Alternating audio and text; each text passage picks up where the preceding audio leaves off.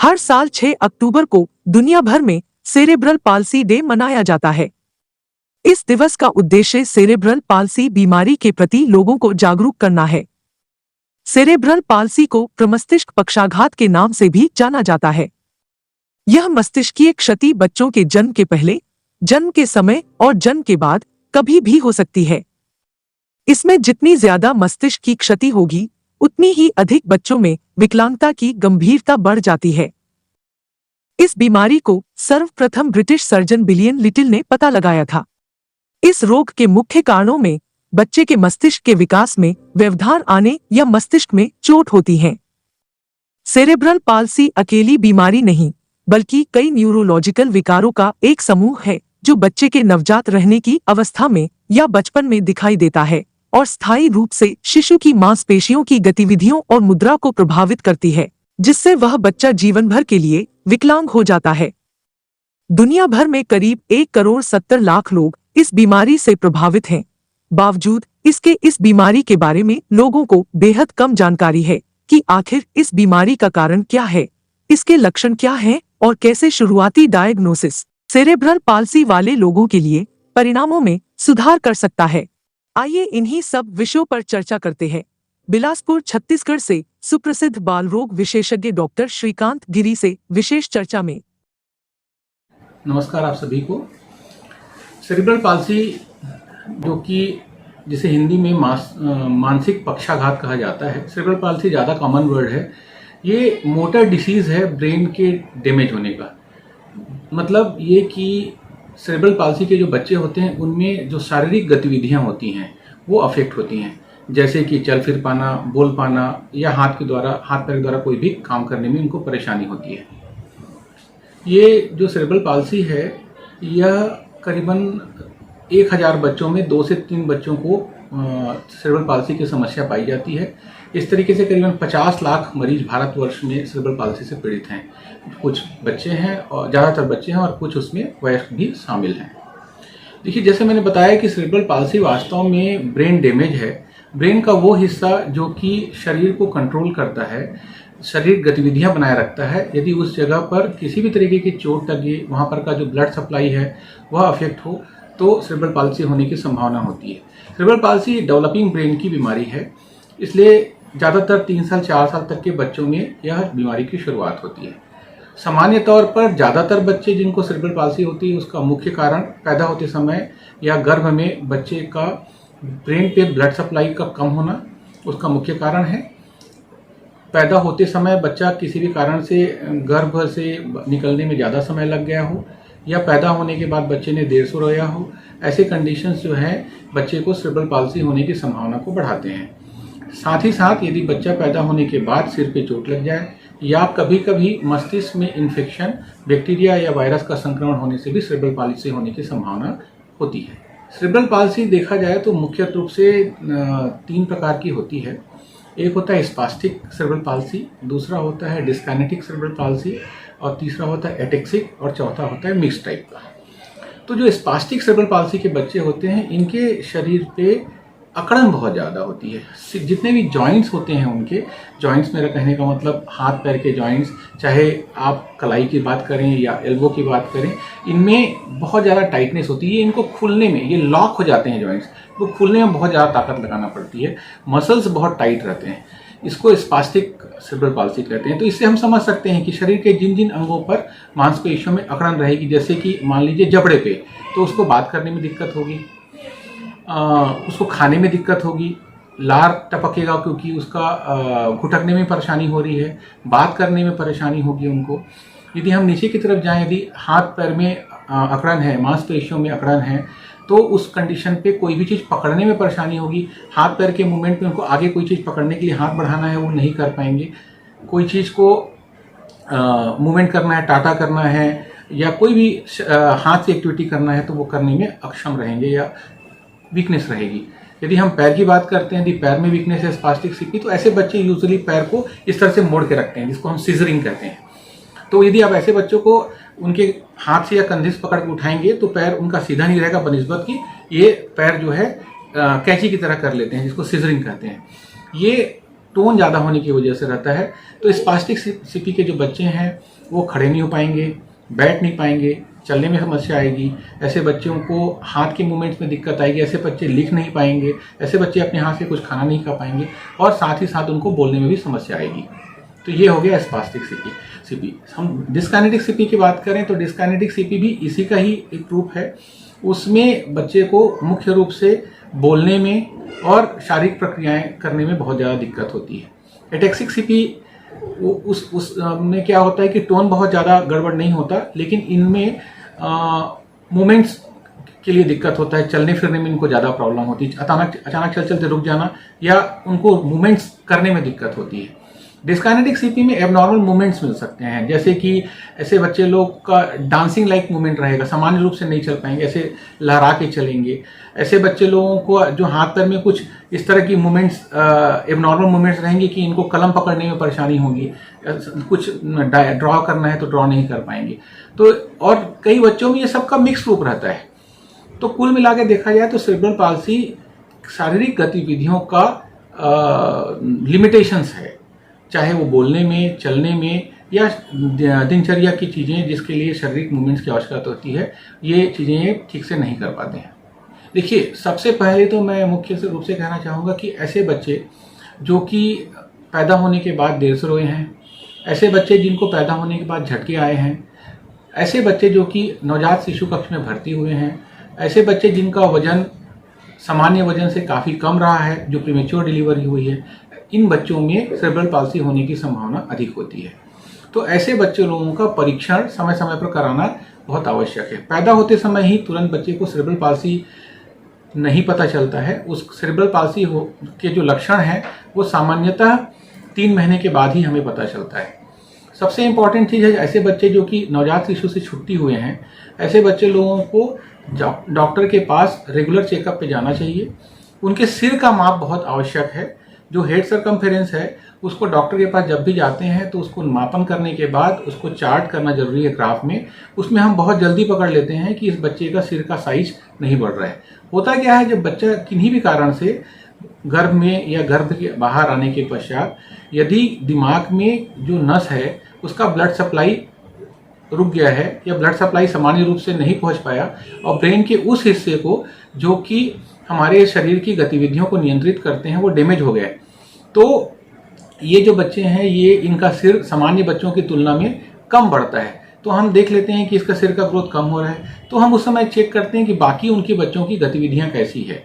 तो उसमें हाथ पैर का कड़ापन हम चेक करते हैं कि वो कैसा है, और कुछ जो सामान्य प्रक्रियाएं जो 3 महीने की उम्र में बच्चों में मौजूद होती है उसके बाद वो धीरे धीरे करके 2 साल की उम्र तक ये प्रक्रियाएं चले जाती हैं। ऐसे प्रक्रियाओं का बचा रहना भी सेरेब्रल पाल्सी की तरफ इंगित करता है। और आजकल नए सॉफ्टवेयर आ गए हैं, कुछ नई टेक्निक आ गई है जो कि प्रॉपर एग्जामिनेशन और मूवमेंट्स, उनके जो बच्चे के मूवमेंट्स है उससे हम पता लगा लेते हैं कि बच्चे को सेरेब्रल पाल्सी होने की संभावना है। तो मैं ये कहूँगा कि सेरेब्रल पाल्सी को सही तरीके से जांचने के लिए सिर्फ अच्छे तरीके से डॉक्टर द्वारा एग्जामिनेशन ही काफ़ी हद तक सेरेब्रल पाल्सी को पता लगा सकता है। साथ ही साथ हाँ, कुछ इन्वेस्टिगेशंस हैं, जैसे कि नवजात शिशु पैदा होने के बाद में सोनोग्राफी हुआ हो, सोनोग्राफी में दिमाग के अंदर ब्लीडिंग की संभावना बताई गई हो, प्रीमेच्योर बच्चा है उसमें ब्लड सप्लाई कमी की वजह से पेरीवेंट्रिकुलर ल्यूकोमलेशिया दिख रहा हो, या एमआरआई बहुत ही इंपॉर्टेंट और सेंसिटिव इन्वेस्टिगेशन है जिसके द्वारा हम बहुत जल्द ही सेरेब्रल पाल्सी की संभावना को पता किया जा सकता है। पर ये इन्वेस्टिगेशन से हम सेरेब्रल पाल्सी नहीं कह सकते। सेरेब्रल पाल्सी एक फिजिकल रूप से डॉक्टर के द्वारा जांच करने के पश्चात बच्चों में अपंगता या फिर उसमें शरीर में कड़ापन या कोई भी गतिविधियों को रेस्ट्रिक्शन है मूवमेंट्स का, तभी सेरेब्रल पाल्सी कहा जा सकता है। सर, अगर हम बचाव संबंध में बात करें तो क्या एक प्रिवेंशन, क्या एक बचाव का रोल, या फिर कैसे सेरेब्रल पाल्सी से बचाव किया जा सकता है? ये बहुत ही अच्छा सवाल है। देखिए, सेरेब्रल पाल्सी जैसे हमने बताया कि वास्तव में डेवलपिंग जो ब्रेन है उसमें किसी भी प्रकार का आघात पहुंचने से ही ये सेरेब्रल पाल्सी की संभावना होती है।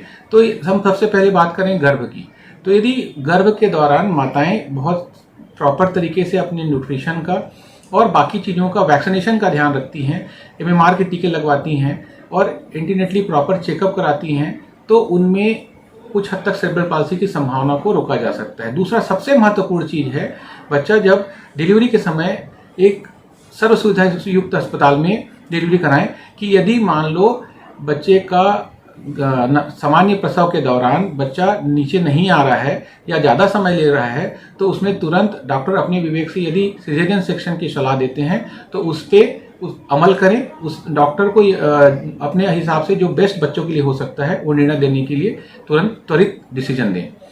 बच्चा पैदा होने के बाद यदि बच्चे को सुस्त लग रहा है या हाथ पैर में मूवमेंट्स लग रहे हैं जिसको हम झटका कहते हैं, ऐसी स्थिति लगती है तो तुरंत शिशु रोग विशेषज्ञ के पास ले जा करके, यदि शिशु रोग विशेषज्ञ को लगता है तो तुरंत नवजात शिशु कक्ष में उसको भर्ती कराएं और पूरे दिन तक जैसे डॉक्टर की सलाह रहती है उतने दिन तक इलाज करवाएं। और समय समय पर चेकअप, जैसे मैंने बताया कि ऐसे बच्चे जो कि नवजात शिशु डिस्चार्ज होते हैं, स्पेशली जो जिनका वजन काफ़ी कम है या पैदा होने के बाद बच्चे देर से रोए हैं, जिनको नवजात शिशु कक्ष में झटका आया है, ऐसे बच्चों को एक पर्टिकुलर इंटरवल के बाद शिशु रोग विशेषज्ञ के पास जांच कराना अति आवश्यक है। और जैसे ही स्थिति सेरेब्रल पाल्सी होने की संभावना लगती है तो ये डॉक्टर को लगता है तो वो कुछ जांचें करवाएंगे जिसमें एमआरआई की संभावना हो सकती है। एमआरआई से हमें कुछ हद तक कितना ब्रेन डैमेज है तो फ्यूचर के प्रोग्नोसिस के बारे में हम पेरेंट्स को बता सकते हैं और तुरंत निदान के लिए थेरेपी स्टार्ट कर सकते हैं, जिसमें कि फिजियोथेरेपी महत्वपूर्ण रोल अदा करता है। साथ ही साथ मैं और इम्पॉर्टेंट चीज़ कहना चाह रहा था, अब बच्चा पैदा होने के बाद सामान्य किंतु चोट लग गई, डेवलपिंग ब्रेन में सिर पे चोट लग गया, वो भी सेरेब्रल पाल्सी का कारण हो सकता है। तो ऐसी चीज़ें जिससे कि बच्चे को चोट लगने की संभावना है उससे बचना होगा। साथ ही साथ कुछ इन्फेक्शन है जो नवजात शिशु या अर्ली इन्फेंसी में छोटे बच्चे जो रहते हैं उनमें यदि इन्फेक्शन कराता है तो सेरेब्रल पाल्सी की संभावना को बढ़ाता है। जैसे कुछ वायरस हैं, कुछ बैक्टीरिया है, इनके लिए आजकल बहुत अच्छे टीके आ गए हैं। उन टीकों को पूरे तरीके से लगवाना चाहिए, चाहे निमोनिया का टीका हो, चाहे मस्तिष्क ज्वर का टीका हो, ये सभी टीके समय पर जरूर लगवाएं। इसका मुख्य रोल होता है ट्रीटमेंट का फिजियोथेरेपी का। कोई मेडिसिन इसके लिए बहुत प्रभावी नहीं है। यदि सही समय पे प्रॉपर फिजियोथेरेपी दी जाए, फिजियोथेरेपी बड़े मसल्स के लिए होता है और जो छोटे मसल्स हैं उनके लिए ऑक्यूपेशनल थेरेपी की आवश्यकता होती है।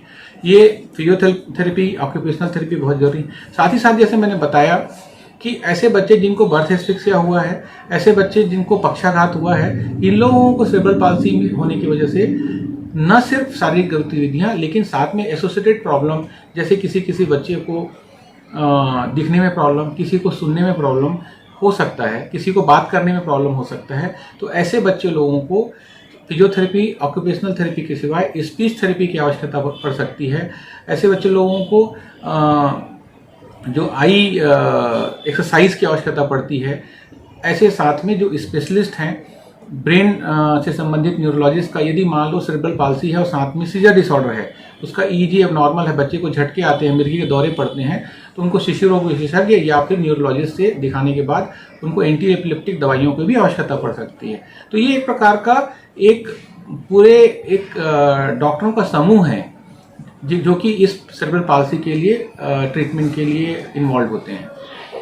अच्छा, मैं एक इम्पॉर्टेंट बात ये कहना चाहता हूँ कि सेरेब्रल पाल्सी के जो बच्चे होते हैं, ये इनका सही समय पे और जितना जल्दी इंटरवेंशन हो उतना अच्छा रिजल्ट आता है, जिसको हम high risk early intervention clinic कहते हैं। तो ये जो बच्चे जिनको हाई रिस्क, कौन कौन से बच्चे हैं? जो पैदा होने के बाद देर से रोए हैं, जो पैदा होने के बाद में जिनको झटके आए हैं, ऐसे बच्चे जो कि बहुत कम समय के थे, जिनका वजन काफ़ी कम था, ये सारे बच्चे हाई रिस्क होते हैं। तो ऐसे बच्चे लोगों का high risk early intervention clinic में प्रॉपर फॉलोअप बहुत आवश्यक है। मैं इसमें एक चीज़ और जोड़ना चाहूँगा कि ऐसे बच्चे लोगों को सुनने संबंधी जांच, जिसको हियरिंग स्क्रीनिंग टेस्ट कहते हैं, आज के समय में तो लगभग सभी बच्चों को कराना आवश्यक है, किंतु ऐसे हाई रिस्क बच्चों का तो स्क्रीनिंग हियरिंग बहुत ही जरूरी है। तो वो डॉक्टर की सलाह पे स्क्रीनिंग कराएं और स्क्रीनिंग में यदि बच्चा फेल होता है तो उसका बेरा टेस्ट कराकर जो श्रवण संबंधी इलाज है उसको जल्द से जल्द करना चाहिए, क्योंकि एक उम्र के पश्चात ऐसे बच्चों यदि ये बधिर हो जाते हैं तो फिर उनको बात करने में भी समस्या आती है। सर, आज जागतिक सेरेब्रल पाल्सी दिवस पर जो देशवासी आपको अभी देख रहे हैं, उन्हें इस दिवस के उपलक्ष्य में क्या एक संदेश आप देना चाहिए? देखिए, ये हमारा जो देश है उसमें और किसी भी देश के लिए सबसे महत्वपूर्ण है कि जो लोग हैं वह सक्षम रहें और सेरेब्रल पाल्सी जैसे हम जान रहे हैं, ये एक प्रकार की अक्षमता को, एक प्रकार के वीकनेस का कारण है, तो हमारे देश की प्रोडक्टिविटी को भी अफेक्ट करता है। और ये सबसे इम्पॉर्टेंट बात है कि जो सेरेब्रल पाल्सी है ये काफ़ी हद तक प्रिवेंटेबल है। हम सही समय पे सही तरीके से गर्भावस्था में जांच करवाएं, सभी टीके लें, और सबसे इम्पॉर्टेंट जो प्रसव के समय एक अच्छे इंस्टीट्यूट में इंस्टीट्यूशनल डिलीवरी कराएं। किसी भी तरीके से जो पुराने ज़माने में लोग अपने घर में डिलीवरी कराते थे, इसको बिल्कुल बंद हो जाना चाहिए। 100% इंस्टीट्यूशनल डिलीवरी होनी चाहिए। और यदि हाई रिस्क प्रेगनेंसी है, जैसे जुड़वा बच्चे हैं, मम्मी का ब्लड प्रेशर बढ़ा हुआ है, या और किसी भी तरीके से कॉम्प्लिकेशंस हैं, तो अच्छे इंस्टीट्यूट में, आसपास के मेडिकल कॉलेज में या फर्स्ट रेफरल यूनिट में ही जाके डिलीवरी कराएं। यही मैं संदेश देना चाहता हूं। ऐसा करने से सेरेब्रल पाल्सी होने की संभावना काफ़ी हद तक कम हो जाती है। सर, अगर हम बात करें श्री शिशु भवन हॉस्पिटल की, तो किन किन सुविधाओं से युक्त शिशु भवन हॉस्पिटल है बच्चों संबंधित रोगों को लेकर? देखिए, श्री शिशु भवन एक समर्पित बच्चों का ही अस्पताल है। हमारे पास 100 बिस्तरों का बच्चों का अस्पताल है, जिसमें कि हमारी मुख्य जो विशेषता है, 24 घंटे शिशु रोग विशेषज्ञ उपलब्ध है हमारे यहाँ।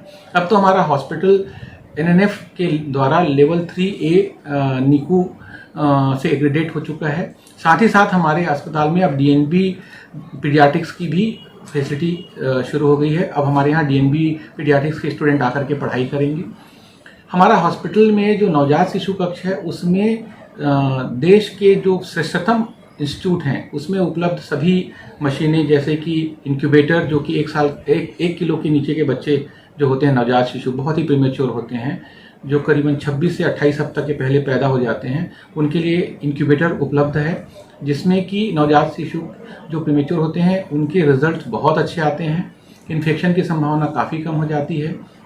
साथ ही साथ ऐसे बच्चे जो पैदा होने के बाद देर से रोए हैं, जैसे कि हमने बताया सेरेब्रल पाल्सी के बारे में, तो ऐसे बच्चे जो पैदा होने के बाद देर से रोते हैं और दिमाग में ऑक्सीजन की कमी की वजह से, ब्लड सप्लाई कम होने की वजह से इनको झटके आते हैं, इनके लिए वर्ल्ड में जो बेस्ट ट्रीटमेंट है, जिसको कूलिंग थेरेपी कहा जाता है, थेराप्यूटिक हाइपोथर्मिया, वो मशीन हमारे हॉस्पिटल में उपलब्ध है। तो ऐसे बच्चों को हम वर्ल्ड लेवल की सुविधा प्रदान कर रहे हैं। ऐसे बच्चे जब थेराप्यूटिक हाइपोथर्मिया में कूलिंग मशीन में रखे जाते हैं, तो भविष्य में सेरेब्रल पाल्सी या सीजर डिसऑर्डर होने की संभावना काफ़ी कम हो जाती है। ऐसा चिकित्सकीय अभी जो शोध हुए हैं उसमें पता चला है। दूसरी ये सुविधा हमारे पास ये है। तीसरी, ऐसे बच्चे जो पैदा होने के बाद में पेट के अंदर ही मान लो लेट्रिन कर लिए हैं, या इन्फेक्शन की वजह से उनके फेफड़े का प्रेशर ज़्यादा है, जिनको हम PPHN कहते हैं, ऐसे बच्चों के लिए नाइट्रिक ऑक्साइड इन्हेलेशन थेरेपी होती है, INO, वो भी हमारे अस्पताल में उपलब्ध है, जो कि गिने चुने दुनिया के, भारतवर्ष के कुछ गिने चुने अस्पतालों में ही उपलब्ध है। वो INO थेरेपी भी हमारे अस्पताल में उपलब्ध है। साथ ही साथ नवजात शिशु से संबंधित सभी प्रकार की जांचें, जिसमें कि इकोकार्डियोग्राफी, EEG तथा बेड साइड सोनोग्राफी भी हमारे नवजात शिशु कक्ष में उपलब्ध है। ये तो हमारे अस्पताल की ये सुविधा हुई। हमारे अस्पताल में सबसे महत्वपूर्ण बात, हमारे नवजात शिशु विशेषज्ञ उपलब्ध हैं, जिन्होंने MD पीडियाट्रिक्स करने के बाद DNB नियोनेटोलॉजी में 3 साल का प्रशिक्षण लिया है, और वह पूर्णकालीन सेवाएं हमारे अस्पताल में दे रहे हैं। साथ ही साथ हमारे अस्पताल में प्रशांत ठाकुर सर हैं, कार्डियोलॉजिस्ट हैं, जो कि सत्य साई संजीवनी अस्पताल के हैं। वो हमारे यहाँ सुविधा अपनी सेवाएं दे रहे हैं, जिसमें कि वो आकर नवजात शिशु जिनको कि हार्ट डिसीज़ है, बच्चों में दिल में छेद है, या उसमें नसें जो बंद हो जानी चाहिए थी बंद नहीं हुई, या किसी प्रकार की हार्ट की समस्या है, उसके लिए उपलब्ध रहते हैं। तो हम बेहतर से बेहतर तरीके से जांच करके ऐसे बच्चे जिनको हार्ट का प्रॉब्लम है, उनको हायर सेंटर पे ऑपरेशन वगैरह की सलाह दे सकते हैं। साथ में अन्य और विशेषज्ञ हैं, डॉक्टर हरि मंगतानी, जो कि एंडोक्राइनोलॉजिस्ट हैं, उनका भी हमारे हॉस्पिटल में नागपुर से आते हैं, वो अपनी सेवाएं दे रहे हैं। पीडियाट्रिक न्यूरोलॉजिस्ट, जो कि सेरेब्रल पाल्सी के लिए स्पेशलिस्ट डॉक्टर होते हैं, डॉक्टर आशीष ओझला, जिन्हें UK से ट्रेनिंग लिया, फेलोशिप किया है, वो हमारे यहाँ डेवलपमेंटल सेंटर के इंचार्ज हैं। हमारा जो शिशु विकास केंद्र है, या ऐसे ही बच्चे जिनको कि सेरेब्रल पाल्सी है, जिनको ऑटिज्म है प्रॉब्लम, ऐसे बच्चे अपने आप में खोए रहते हैं। इनको जब बाकी बच्चों के साथ खेलना पसंद नहीं करते हैं, ये बच्चे लोगों को कम्युनिकेशन में प्रॉब्लम होता है, ये बातचीत नहीं कर पाते, इनका IQ अच्छा रहता है, पर ये अकेला रहना पसंद करते हैं। ये ज़्यादातर आजकल की जो समस्या है, जो न्यूक्लियर फैमिली है, मदर फादर दोनों वर्किंग हैं और बहुत जल्दी बच्चों को स्क्रीन का एक्सपोजर हो रहा है, टीवी और मोबाइल का, और काफ़ी देर तक हो रहा है। ऐसे बच्चे जिनको 21 महीने के पहले ही टीवी और मोबाइल्स का एक्सपोजर ज़्यादा हो गया, ऐसे बच्चे जिनको माता पिता का संपर्क 24 घंटे में 8 घंटे से कम मिल पा रहा है, इनमें ऑटिज्म की समस्या बहुत ज़्यादा देखने मिल रही है। और वर्ल्ड में जो बेस्ट ट्रीटमेंट है ऑटिज्म का, जिसको हम ABA कहते हैं, अप्लाइड बिहेवियरल एनालिसिस थेरेपी, ये हम अपने शिशु भवन के शिशु विकास केंद्र में उपलब्ध है। ड्यू ड्रॉप्स, जो कि एक जानी मानी अंतर्राष्ट्रीय संस्था है, उनके विशेषज्ञ हमारे अस्पताल में पूर्णकालीन सेवाएं दे रहे हैं और हमारे शिशु विकास केंद्र में करीबन 25-30 सेरेब्रल पाल्सी के बच्चे और करीबन 18 ऑटिज्म वाले बच्चे अभी रेगुलर ट्रीटमेंट ले रहे हैं। साथ ही हमारे टीम में स्पीच थेरेपिस्ट हैं, ऑक्यूपेशनल थेरेपिस्ट, फिजियोथेरेपिस्ट और डेवलपमेंटल पीडियाट्रिशियन की पूरी टीम उपलब्ध है। सर, जो देशवासी अभी आपको देख रहे हैं, बच्चों से संबंधित किसी भी गंभीर बीमारी से रिलेटेड अगर आपको संपर्क करना चाहते हैं तो किस प्रकार वो आपको संपर्क कर सकते हैं? जैसे हमारा अस्पताल श्री शिशु भवन बच्चों का अस्पताल है, तो कोई भी शिशु भवन अस्पताल को संपर्क करने के लिए नीचे दिए गए नंबर पे कॉल कर सकते हैं। हमारा अस्पताल का पता है मिशन अस्पताल के पास, मध्य नगरी चौक, बिलासपुर।